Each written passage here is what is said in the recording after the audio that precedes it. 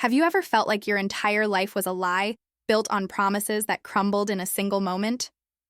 I thought I had it all: a loving husband, a perfect home, a life everyone envied, until one text message on a snowy Christmas Eve tore my heart apart.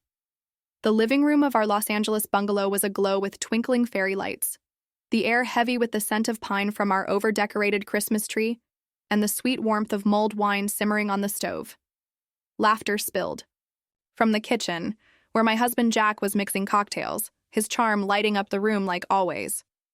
Our annual Christmas party was in full swing. Friends, neighbors, and colleagues clinking glasses, their voices blending with the soft hum of holiday jazz. I adjusted my velvet dress, smiling as I passed out gingerbread cookies, but something nagged at me. Jack's laugh was a little too loud, his glances lingering too long on my best friend Mia across the room. Mia, with her perfect curls and infectious smile, had been my rock since college. She'd been there through every milestone: my engagement, my first job, even the late-night tears when Jack and I fought. But tonight, her eyes flickered toward Jack in a way that made my stomach twist. I brushed it off, blaming the wine, but then I saw it: Jack's hand brushing her arm as he handed her a drink, their fingers lingering just a second too long. My smile froze, but I kept moving, refilling glasses, pretending I hadn't noticed. Later, when Jack excused himself to grab more ice, I saw Mia slip out after him. My heart pounded as I followed, my heels silent on the hardwood floor. In the dim hallway, I caught their whispers: Mia's soft giggle, Jack's low murmur. I peeked around the corner and saw them, pressed close, his hand on her waist, her lips inches from his. My breath caught, the tray of cookies trembling in my hands. I didn't confront them. Not then. I slipped back to the party, my face a mask of holiday cheer, but inside, I was unraveling. The clink of glasses felt like nails on a chalkboard, the pine scent now suffocating. When Jack returned, his tie slightly askew, he kissed my cheek, and I forced a laugh, but it tasted like ash.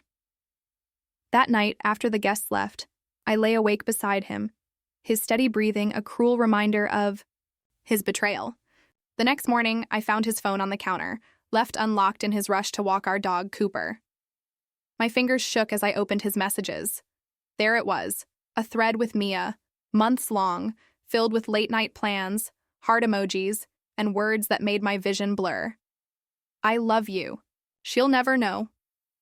Each message was a punch, stealing my breath, but I didn't cry. Something colder, sharper, took root instead. For weeks, I played the perfect wife. I smiled at Jack's jokes, hosted brunches with Mia, and planned our next big event: a New Year's Eve gala for Jack's advertising firm, where he was up for a promotion. But behind my smiles, I was plotting. I dug deeper, finding hotel receipts, a burner phone hidden in his gym bag, even an email from Mia, with a photo of them at a beach I'd never visited. Each clue fueled my resolve. I wasn't going to let Jack and Mia walk away unscathed. I wanted them to feel the humiliation I'd carried, to see their perfect lies exposed in front of everyone they knew. The New Year's Eve gala was at a rooftop venue in downtown LA, the city skyline sparkling under a starry sky. The air smelled of champagne and anticipation, the crowd buzzing with executives, clients, and friends. Jack was in his element, charming the room in his tailored suit, while Mia floated around in a shimmering gold dress, her laughter cutting through the music. I'd spent weeks planning this night, not just the decor, but my revenge. I'd hacked into Jack's work email, forwarding his and Mia's messages to a dummy account.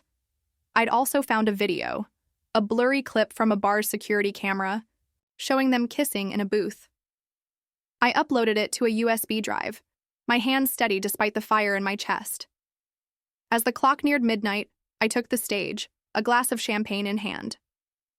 "Thank you all for joining us tonight," I said, my voice clear over the microphone. "Jack's worked so hard for this promotion, but there's something you should know about his dedication." The room quieted, all eyes on me. Jack's smile faltered, his hand tightening around his glass. I plugged the USB into the projector, and the screen lit up with their texts, their emails, and finally, the video of them kissing. Gasps rippled through the crowd. Mia's face turned white, her gold dress suddenly garish under the lights. Jack lunged toward the projector, but it was too late. His boss's jaw tightened, his colleagues whispered, and Mia fled, her heels clicking down the stairs. I stood there watching Jack's world collapse, my heart pounding with a strange mix of triumph and emptiness. But the story doesn't end there. As the crowd dispersed, Jack grabbed my arm, his eyes wild. "Claire, why? We could have talked." I pulled away, my voice ice cold. "Talk? Like you talked to Mia behind my back for months?" I left him there, the city lights blurring as I drove home alone. I thought exposing them would heal me, but the silence in our house was deafening. The next morning, as I packed a bag to leave, I found an old journal in the attic, one I hadn't touched since college. Flipping through it, I froze. A page, dated years ago, described a night I'd forgotten, a drunken mistake with a classmate, a secret I'd buried before. Jack and I got serious. I'd never told him, convinced it didn't matter. But now, staring at those words, I felt a chill. Had my own lie, buried deep, somehow set the stage for his? I'd torn Jack's life apart for his betrayal. But what if I wasn't as innocent as I thought? If this story left you speechless, smash that like button and subscribe to Cheating Stories. Twist for more shocking tales of love and revenge. Have you ever uncovered a secret that changed everything? Drop it in the comments below and share this video with someone who can't resist a jaw-dropping twist.